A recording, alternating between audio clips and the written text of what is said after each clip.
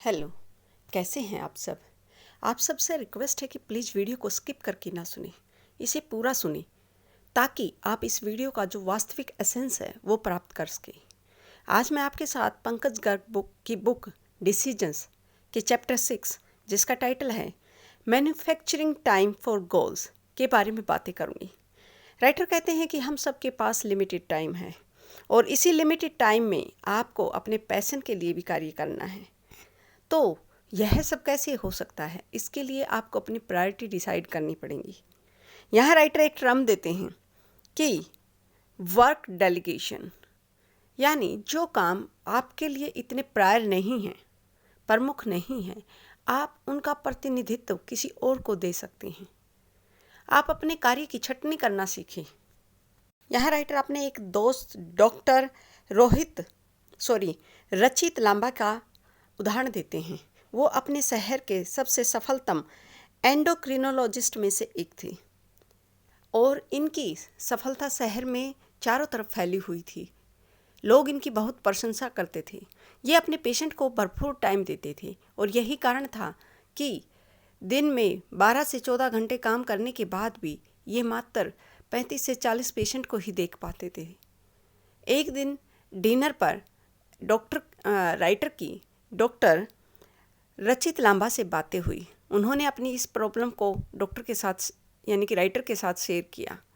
तो राइटर ने इन्हें बताया कि आपको अपने वर्क की जो है डेलीगेशन करनी चाहिए और इस बात का काफ़ी असर हुआ डॉक्टर रचित पर। इसके बाद डॉक्टर रचित ने अपने जूनियर जो रिसेंटली MBBS डॉक्टर थे, 4 जूनियर डॉक्टर्स को अपने मेडिकल में रखा और अपने पेशेंट को पहले अपने इन जूनियर्स के पास भेजना प्रारंभ कर दिया और ये जूनियर डॉक्टर उस पेशेंट को 10 से 15 मिनट अच्छे से डिस्कस करते, फिर डॉक्टर लांबा के पास लाते जिसको डॉक्टर आधे मिनट या 1 मिनट के अंदर ब्रीफ करता और ख़ुद जूनियर डॉक्टर को बताता कि वो क्या प्रिस्क्रिप्शन दे। उसके बाद जूनियर डॉक्टर पेशेंट को अच्छे से वो प्रिस्क्रिप्शन देता, डिटेल बताता और फिर एक बार डॉक्टर लांबा के पास लेके आते, जिससे 1 से 1.5 मिनट के अंदर डॉक्टर लांबा उस पेशेंट को अच्छे से सुनते और एक तरह से इतनी इमेंस संतुष्टि देते ना कि इनकी प्रशंसा और अधिक शहर में फैलने लग गई। अब इससे 2 फायदे हुए। एक तो डॉक्टर लांबा अपने पेशेंट को उतना ही संतुष्ट कर पा रहे थे क्योंकि वो मात्र 2 से 3 मिनट के अंदर अपने पेशेंट से 2 बार मिल रहे थे। वहीं इससे उनके पेशेंट की संख्या और अधिक बढ़ने लगी, जिसकी पहले लोगों में हमेशा एक कंप्लेंट रहती थी कि डॉक्टर लांबा उनको सही से मतलब लिमिटेड लोगों को ही अपना समय दे पा रहे थे। आगे राइटर कहते हैं कि आपको जो सेकंड टिप है वो है कि ड्रॉ ए लाइन। अपने हर काम के लिए आपको एक रेखा खींचनी होगी ताकि आप अपने जीवन में बैलेंस बना सकें।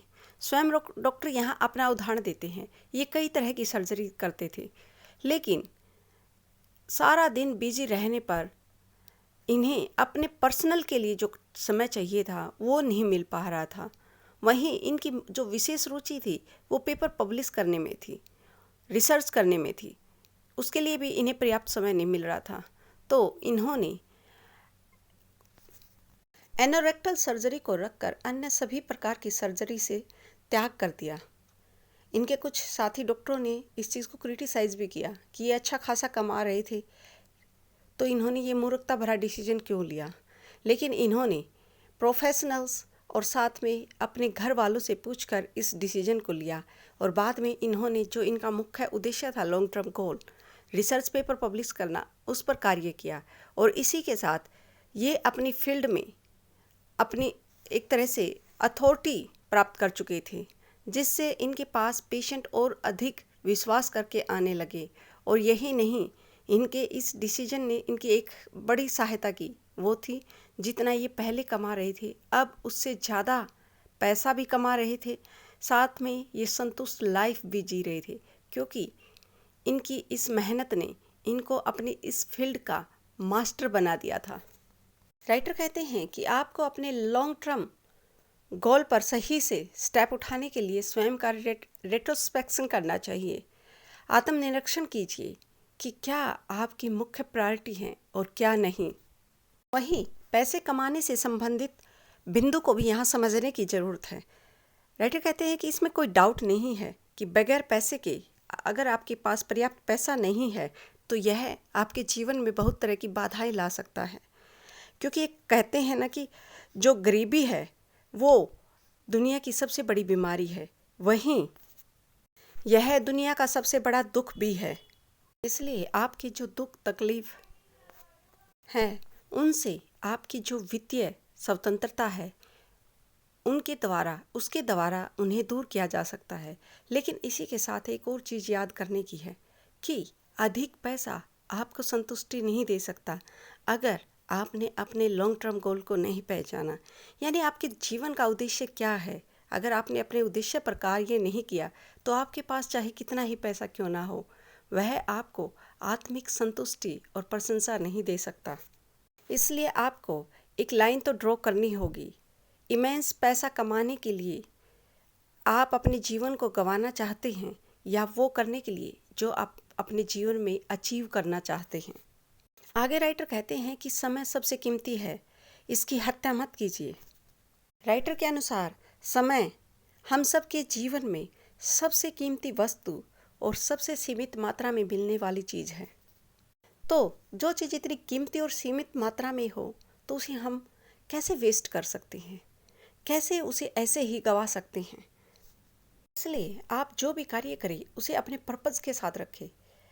फॉर एग्जाम्पल, अगर आप कहीं पर प्रकृति के साथ बैठकर 2 घंटे बिता रहे हैं और ये 2 घंटे आपके पर्पज़ से रिलेटेड हैं, आपको अपनी मानसिक शांति प्राप्त करनी है, आपको उन चीज़ों का आंसर ढूंढना है जो आप चाहते हैं, तो ये आपके लिए फ्रूटफुल होगा।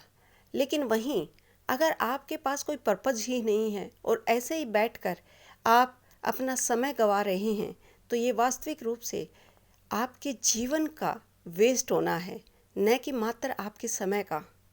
और अधिकतर हम जो अपने समय को वेस्ट करते हैं ना, इसके पीछे एक मुख्य कारण यह भी है कि हमारे जीवन में लॉन्ग टर्म गोल का ना होना। जब आप अपने लॉन्ग टर्म गोल को पहचान लेते हैं तो ऑटोमेटिकली आपके पास इतना समय ही नहीं होगा कि आप उसे बर्बाद करने के विषय में भी सोचें। आपको अपने लॉन्ग टर्म उद्देश्य की पहचान होना मुख्य रूप से आपके डिसीजन मेकिंग की एक तरह की सेंट्रल आर्ट है। अगर आपने अपना डिसीजन सही लिया, जो आप चाहते हैं वास्तविक रूप से बनना, तो आप सही में वहाँ होंगे जहाँ शायद आपने भी ना सोचा हो। ज़िंदगी आपको इतना देगी। वहीं अगर आपका डिसीजन आपके फ्यूचर प्लान से अलग हुआ तो वास्तविक रूप से ज़िंदगी आपको पूर्ण रूप से मोड़ देगी। मे भी हो सकता है कि आपको भविष्य में पछतावा हो। आई होप राइटर की ये बातें आपको पसंद आई होंगी। और इसी के साथ मैं कहना चाहूँगी कि अगर आपको मेरा ये काम पसंद आ रहा है तो आप प्लीज़ मेरे चैनल को सब्सक्राइब और शेयर करना ना भूलें। और आपका एक लाइक के साथ सुंदर सा कमेंट मुझे और अधिक बेहतर करने के लिए प्रोत्साहित करता है। And thanks for listening to me.